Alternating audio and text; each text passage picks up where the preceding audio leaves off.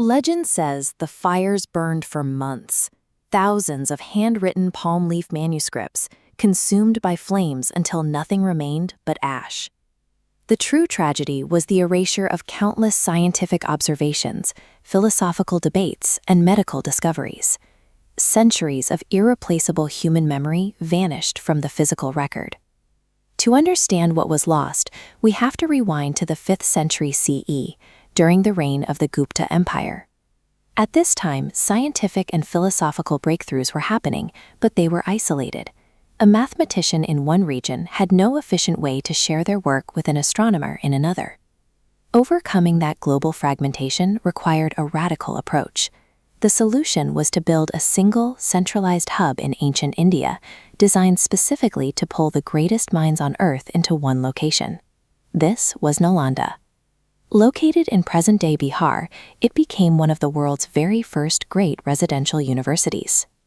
Gaining entry was notoriously difficult. Prospective students arriving at the gates faced grueling oral examinations from the resident scholars. Only those who could survive these rigorous intellectual tests were permitted to enter. This strict exclusivity created a powerful gravitational pull. Word of a highly selective sanctuary for knowledge spread, drawing brilliant thinkers from all over the known world. As thousands of successful applicants poured in, they created a massive logistical challenge. Ancient architects and administrators had to figure out how to simultaneously house, feed, and organize an enormous, densely packed population of intellectuals. This data visualization illustrates the sheer scale of that academic community. At its peak, Nalanda supported a staggering population of more than 10,000 students, operating alongside over 2,000 teachers. To accommodate everyone, the campus expanded into a sprawling complex. The massive footprint featured multiple multi-story monasteries and enormous lecture halls where daily debates took place. The architectural plan also prioritized mental clarity.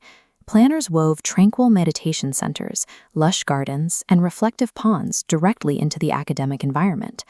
Looming above these serene spaces were towering brick temples with massive ascending staircases, standing as physical testaments to centuries of cultural achievement. Nalanda evolved into a highly advanced, self-sustaining city dedicated entirely to the pursuit of knowledge.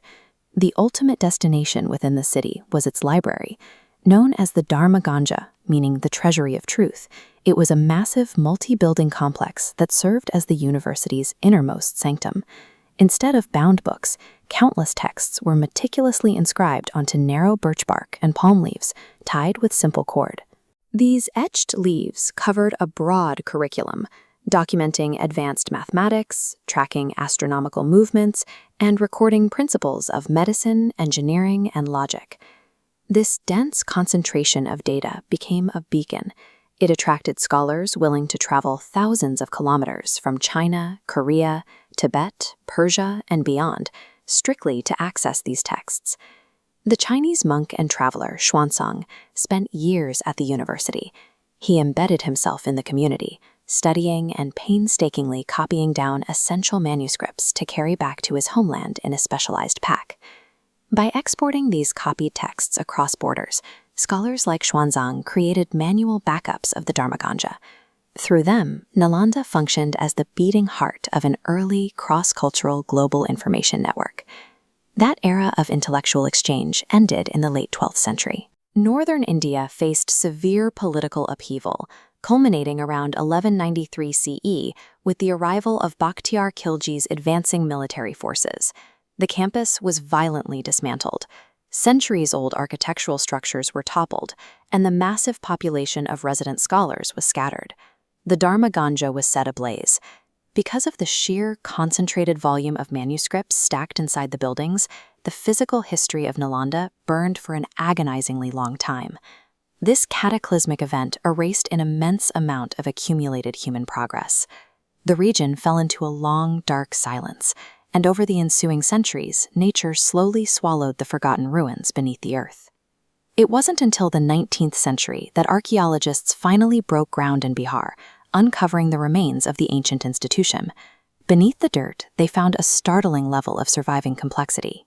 Intricate sculptures, detailed stone carvings, and structured pathways re-emerged from the soil. Today, the site stands as a heavily researched historical monument, permanently recognized and protected as a UNESCO World Heritage Site. The physical library of Nalanda was permanently destroyed, but the ideas housed inside survived, saved by the foreign scholars who had painstakingly exported those texts across thousands of miles. The ruins of Nalanda remind us that physical monuments eventually turn to ash, but human curiosity and the drive to share knowledge across borders is a resilient force that simply cannot be extinguished.